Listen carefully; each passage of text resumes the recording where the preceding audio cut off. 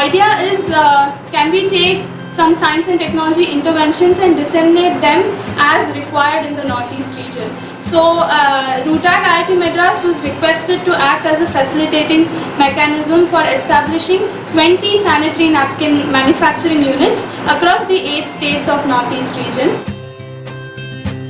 The reason that we've been invited to be here with you today and tomorrow is to really have an exploration together about the potential of cloth washable pads for product and livelihood in the Northeast region. So this is very much an exploratory visit, and one of the reasons why we spent time this morning to also understand the work that you're doing through your SHGs is because any kind of enterprise really requires entrepreneurs as well. So we were really trying to get a sense of what sort of enterprising dynamic is here in this area.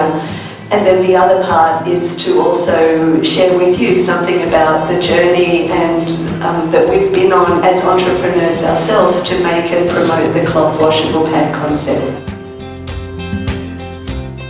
We are from southern Rajasthan, and for many years we've been working in the area of women's health, violence against women and education. The egg and the sperm combine to form the baby.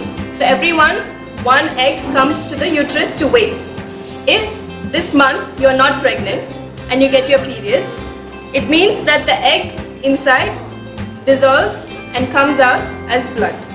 If you are pregnant and the sperm combines, then you stop your periods for 9 months. I want to make it clear why we want to include and why it's important to include education. I mean, Nikki and Lakshmi will speak more about the situation in India and the lack of sort of knowledge and kind of ease to speak about menstruation. It's part of also all of our different cultures, actually. It is a taboo subject. But also when it comes to cloth pads or any menstrual product, but in particular cloth pads, because it's a product that's new, that's unknown, that's unfamiliar mostly to people. You cannot just expect to kind of make a cloth pad and go into a community and sell it. It just simply doesn't work that way. So what we've really learned is that it's really important to address menstruation and the subject of products in a much more holistic way that includes actually speaking about menstruation and then coming to the subject of products and why cloth pads from a point of view of a holistic approach. We call it product analysis, which means that we're going to look at different menstrual products that are available, including products that you know and products that will be maybe new to you. And we're going to really discuss them in detail so that we really understand clearly how every product has different advantage and disadvantage. So the unfortunate information about these products is this, in a way. This is one thing, is that they take so long to disappear, for maybe 500 to 800 years for one to go.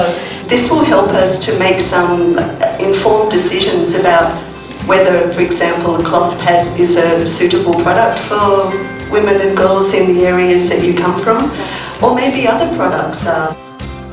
Today we've learned a lot of new things, so we have a lot of new experience, and we learn new things which we didn't know before about the menstrual cycle, you know.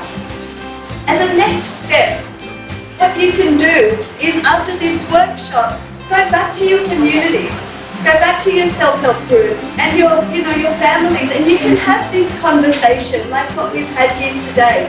And you want to maybe start to see with them how people maybe respond to this cloth pad idea. Because I think one of the most important things that we've tried to bring across is that cloth pads are not going to sell by themselves by making them and putting them on the shop shelf.